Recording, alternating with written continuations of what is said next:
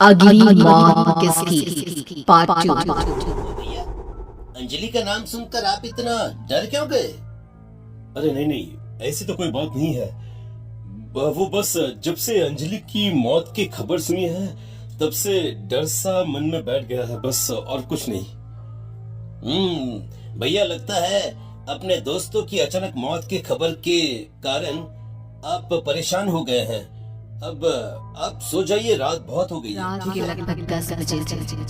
राजीव और संजीव दोनों अपने कमरे में गहरी नींद में सोए हुए थे।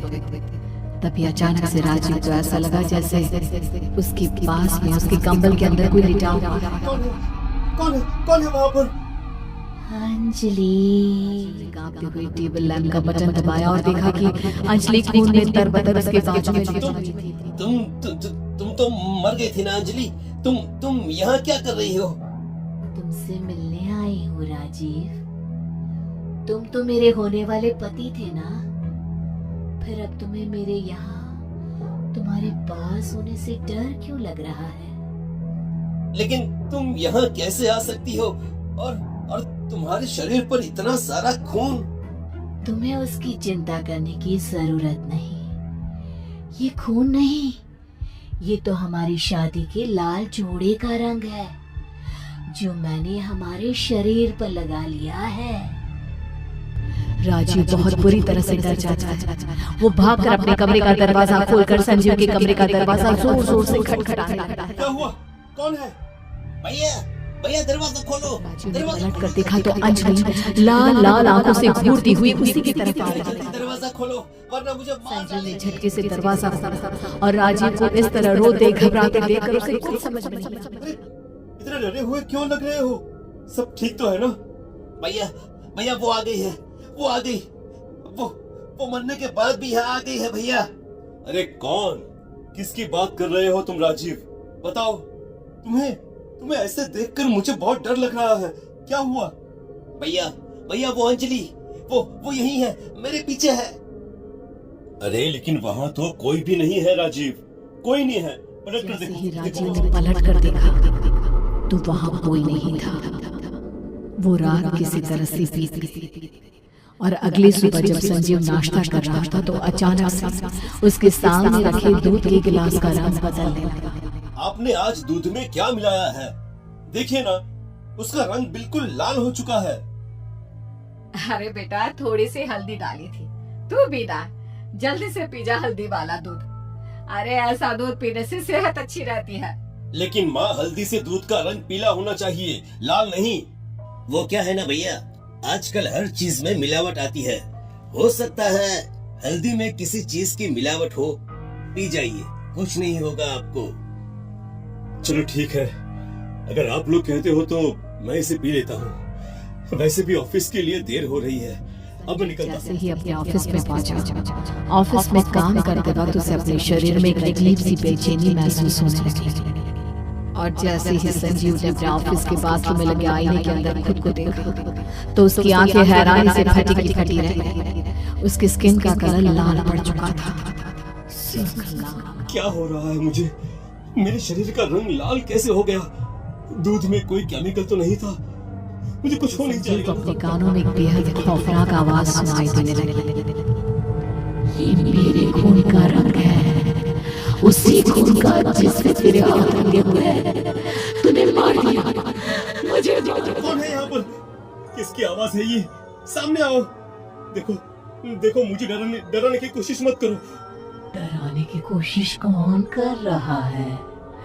मैं तो तुझे अपने साथ ले जाने आई हूँ, जैसे मैं तेरे बाकी दोनों दोस्तों को अपने साथ ले गई। क्या मतलब है तुम्हारा? मेरे दोस्तों को साथ ले जाने का क्या मतलब है तुम्हारा? चलो ठीक है, मैं तुम्हारे सामने आ जाती हूँ। अपनी आंखें बंद करो। संजीव डर के मारे बाथरूम से बाहर निकलकर भागने की कोशिश करता है, लेकिन बाथरूम का दरवाजा लॉक हो जाता है। अब पूरा बाथरूम लाल रंग की रोशनी में डूब चुका था। तभी अचानक से उसने देखा कि खून से लथपथ अंजलि उसकी आंखों के सामने खड़ी है और उसके साथ प्रतीक और राघव भी खड़े हैं। अरे ये सब क्या है? कौन हो तुम लोग? और तुम तो सब मर चुके हो ना? फिर ये मेरी आंखों के सामने कैसे? प्रतीक, राघव, मेरे दोस्तों। हम अब तुम्हारे दोस्त नहीं हैं, अंजलि के गुलाम हैं। जैसा वो करेगी अब हम वैसा ही करेंगे। हाँ, सुन लिया तुमने? तुम्हारे ये दोनों दोस्त अब तुम्हारी नहीं मेरी बात मानते हैं। जाने दो, मुझे छोड़ दो। मुझसे बहुत बड़ी गलती हो गई है। मुझे तुम्हें नहीं मारना चाहिए था। मुझे माफ कर दो मुझे। सिर्फ इसलिए क्योंकि मैं तुम्हारे भाई से प्यार करती थी और तुम हमारी शादी होने देना नहीं चाहते थे। तुमने मुझे मार दिया, इसलिए अब बदला तो मैं लूंगी। नहीं, जाने दो मुझे, जाने दो, छोड़ दो। राघव, प्रतीक, अपने दोस्त को अपने साथ ले चलो।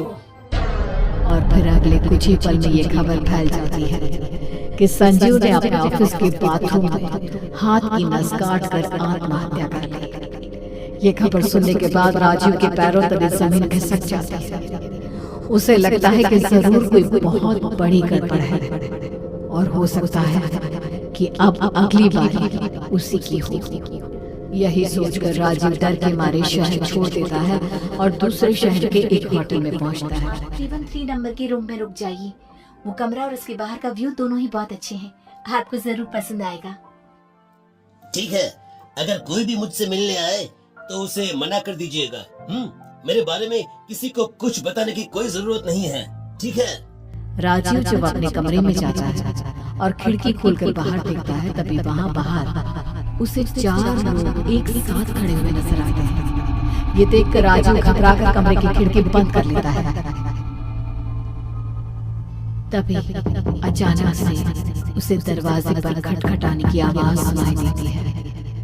धीरे धीरे कदमों से चलकर राजीव अपने कमरे के दरवाजे के पास गया। जैसे ही उसने दरवाजा खोला तो देखा कि वो रिसेप्शन वाली है। आप यहाँ पर क्यों आई है? सर, कमरे की एसी में कुछ प्रॉब्लम है और आज हमारा टेक्नीशियन अवेलेबल नहीं है, तो मैंने सोचा एक बार चेक करके देख लेती हूँ। ठीक है, आप जैसे ही आप आ लड़की जाइए। कमरे में आती है, दरवाजा बंद हो जाता है। उस लड़की की आंखें एकदम लाल हो जाती हैं और वो पलटकर राजीव के चेहरे की तरफ। कौन हो तुम? यहाँ पर क्या कर रही हो तुम? सर, मैंने बताया ना, मैं आपके कमरे का एसी ठीक कर। राजीव उस लड़की की खतरनाक आंखों को देखकर बुरी तरह से डर जाता है और भागकर उस कमरे से निकलकर वापस होटल के रिसेप्शन पर पहुंचता है। ये देखकर राजीव के डर का ठिकाना नहीं रहता जब वो रिसेप्शन पर उसी लड़की को यहाँ? लेकिन अभी तो आप मेरे कमरे में ऊपर आई थी ना? सर, आप कैसी बात कर रहे हैं? मैं तो यहाँ रिसेप्शन पर हूँ। और आप कौन है? मेरा मतलब बिना चेक इन आप होटल के अंदर कैसे चले गए? क्या बकवास है? अभी कुछ देर पहले तो मैंने यहाँ पर चेकिंग किया था। आपने मुझे रूम नंबर 313 दिया था। सर, आपको कोई गलतफहमी हुई है। हमारे होटल में इस नंबर का कोई कमरा ही नहीं है। मैं पागल हो जाऊंगा मैं। क्या करूं? कहाँ जाऊं? से राजीव ने देखा कि वो पूरा का पूरा होटल खंडहर में तब्दील हो गया। खून से भीगी हुई अंजलि उसके सामने खड़ी थी। जाल में फंस गए हो राजीव। मुझसे दूर भागना चाहते थे ना, लेकिन देखो अब और पास आ गए। क्यों कर रही हो ये सब? तुमने ही मेरे भाई और राघव, प्रतीक सबको मारा है ना? बिल्कुल ठीक पहचाना, और अब मैं तुम्हें नहीं छोड़ूंगी। अरे लेकिन क्यों? आखिर मेरे भाई ने और मैंने किया क्या है? जिस रात हमारी शादी होने वाली थी ना, उस रात तुम्हारे भाई ने पहाड़ी से धक्का देकर मुझे मार दिया, और इस काम में तुम्हारे भाई के वो दोनों दोस्त प्रतीक और राघव भी शामिल थे। अरे लेकिन मैंने क्या किया? तुम मुझसे किस बात का बदला लेने आई हो? तुम्हें अपने प्यार पर भरोसा नहीं था, अपने भाई के दिए हुए एक झूठे लेटर को तुमने सच मान लिया। तुम्हें भी इस दुनिया में रहने का कोई अधिकार और नहीं। अगले ही पल राजीव की खून में सनी लाश उस खंडहर के बीचों बीच पड़ी थी।